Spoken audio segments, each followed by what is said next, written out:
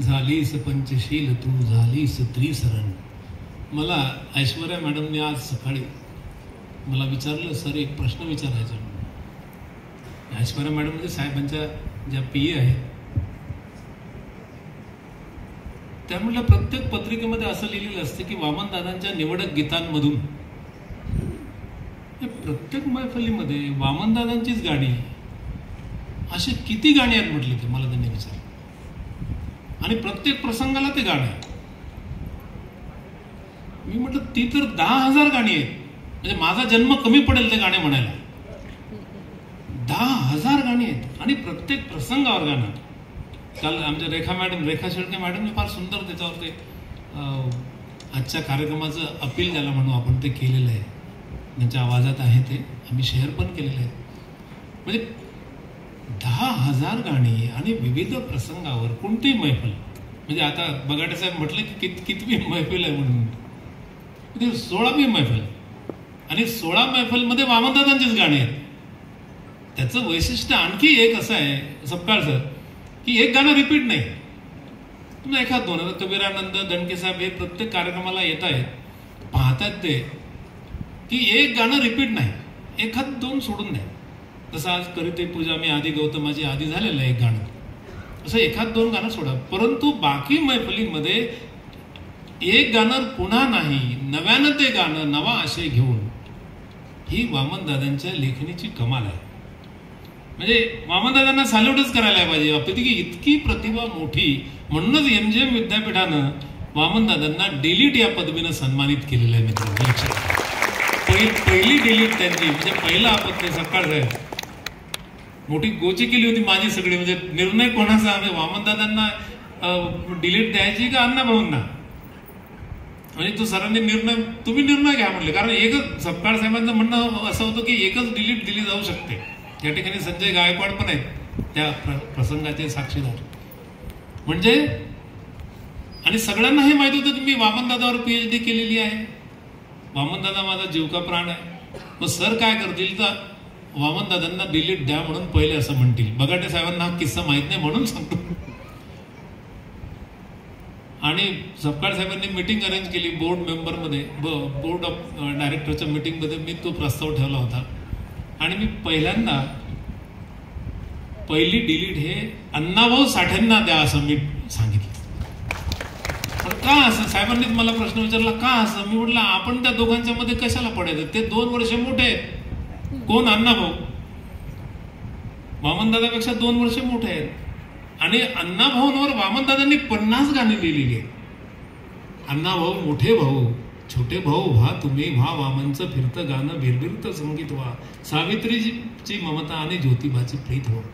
या देशातलं पहिलं विद्यापीठ आहे MGM विद्यापीठ. या 2 महापुरुषांना त्यांनी डिलीट देऊन सन्मान दिलाय मित्र. दोन्ही आमच्या तैकिक साहेबांनी त्याच्यावर फार मोठे लेख लिहिलेले आहेत. का खाणीतला हिरा का कातळ, खडकावरच्या बोरी बाबळी, खडकावरच्या बोरी बाबळी. या म्हणजे इतकं मोठं मन की वामनदादांना डिलीट, अण्णाभाऊंना डिलीट. आणि तेव्हापासून वामनदादा अण्णाभाऊ ते तर मोठेच आहेत, परंतु आता कोणत्याही गावात जर गेलो तर अण्णाभाऊंच्या पुतळ्याच्या खाली सपकाळ साहेब लिहिलेलं असते, डॉक्टर अण्णाभाऊ साठे, डॉक्टर वामनदादा कर्डक. काय किंवा केली कदम साहेब तुम्ही? ह्या लोकांना कोणी न्याय दिला आतापर्यंत? नाही तर मी मागं किस्सा सांगितलाय की वामनदादांच्या गीतांवर प्रभात स्टुडिओमध्ये गव्हाणे सर 3 वसंत नाचायचे अक्षरशः. म्हणजे त्यांचं गाणं देसरडा साहेबांना माहित नाही, त्या काळातलं गाणं आहे ते. कोणतं?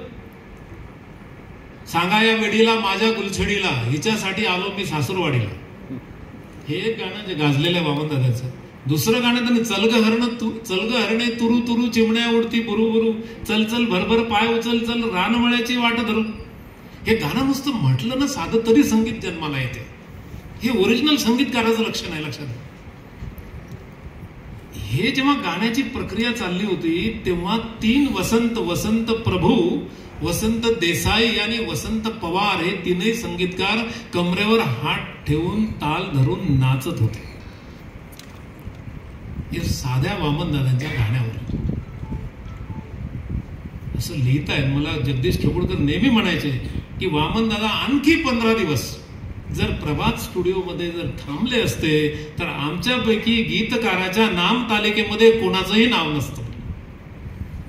पूर्ण गीत कोणाचं तर वामनदादांचं. सगळे सिनेमे वामनदादांच्या गाण्याने भरले असते मित्र. पण झालं कसं माहित आहे, दादासाहेब गायकवाडांनी एक खरपूस पत्र लिहिलं. त्याच्यात 2-4 शिव्या पण होत्या. ते पत्र पण उपलब्ध आहे.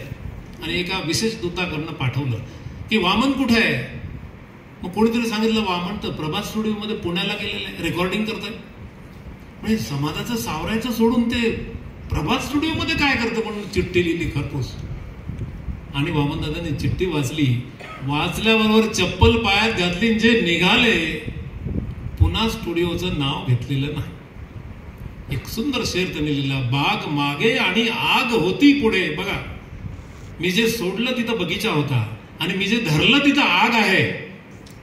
बाग मागे आणि आग होती पुढे, पंख पसरीत गेलो त्या ज्योती पुढे. पंख सारेच जेव्हा जळू लागले तेव्हा जीवन मला हे कळू लागले. केस माझे हे जेव्हा जळू लागले तेव्हा जळू लागले. हा वामनदादा आहे. बगीचा सोडला हो समाजासाठी. आणि किती गाणे द्यावे. 10,000 गाण्यांची रचना. मी त्यातले 100 गाणे विद्यापीठाला दिले आपल्या गव्हाणे सर. डॉक्टर बाबासाहेब आंबेडकर मराठवाडा विद्यापीठाला भीमायांसाठी 100 गाणी दिले. आणि काय मोठं मन असावं तुम्हाला सांगतो. मी तारीफ करत नाही हे लक्षात घ्या, कारण मला आवडत नाही तारीफ करायला. मी सत्य सांगतो. भीमायांची पूर्ती विजय फुलारी सरांनी केली किंवा करतायत. डॉक्टर विजय फुलारी सर आताचे कुलगुरू. गीत भीमायनला त्यांनी पुन्हा संजीवनी दिलेली आहे. तो प्रोजेक्ट पुन्हा बंद पडलेला, तो पुन्हा त्यांनी सुरू केलेला. याचा आनंद आदरणीय कदम साहेबांना झाला आणि म्हणाले मला की आपण सरांना भेटायला जाऊ. आणि तुम्हाला नवल वाटेल की स्वतः कदम साहेब विजय फुलारी सरांना जाऊन त्यांच्या केबिनमध्ये जाऊन त्यांचं कौतुक करून आले. मित्र, कुलपती माणूस. तुमच्यापैकी किती जण गेले फुलारी सरांना भेटायला भीमायन सुरू केल्याबद्दल? ही अडी आहे. मी कशाला जाऊ, माझा काय संबंध. ते भीमायनचं काम आहे, ते विद्यापीठाचं काम आहे, ते MGMचं काम आहे. हे किती दिवस करणार तुम्ही? म्हणजे रवींद्रनाथ टागोरांचा किस्सा आठवला मला. ते ॲस्थेटिकवर लिहित होते त्यांच्या त्या बाजऱ्यामध्ये, त्या समुद्राच्या काठावर, नदीच्या काठावर. आणि एक दिवा, त्याच्यात ते लिहित होते सौंदर्यशास्त्र. आणि थकले. रात्री 2-2:30 वाजता दिवा विझवला. ती पौर्णिमेची रात्र होती. दिवा जसा विझवला तसा जो प्रकाश मध्ये आला खिडकीमधून, दारामधून, रवींद्रनाथ टागोर परेशान झाले. ये टिमटिमाता हुआ नन्नासा चिराग. बघा काय वर्णन आहे. ते दिव्याला काय म्हणतात ते, ये टिमटिमाता हुआ नन्नासा चिराग इतने सारे प्रकाश को मेरे पास आने से रोक रहा था. आणि त्यांनी लिहिले की हा अहंकाराचा दिवा आहे जो या जगातल्या प्रकाशाला तुमच्यापर्यंत येऊ देत नाही. मित्र, हा अहंकाराचा दिवा आधी विझवून टाका. मोकळे व्हा तुम्ही. आज त्यांचं कोट आपण केलेलं आहे. इथे बुद्धावर त्यांनी सुंदर कोट केलेला आहे. मुद्दाम पत्रिकेमध्ये टाकलंय. ते आजच्या पत्रिकेमध्ये आहे. हे बुद्धा, दिशा दिशाच्या कंठातून घुमू द्या एक वार तुमचे पवित्र नाव. ज्या नावाने तुमची जन्मभूमीच नव्हे तर या जगातील भूमी पावन झालेली आहे. हे रवींद्रनाथ टागोर बुद्धाच्या बाबतीत म्हणतात. असं मोठेपण दाखवा, असं मोठं व्हा. किती उशिरा टाळी वाजवते तू. लेट. ठीक आहे, पुढचं गाणं घेऊया मित्र.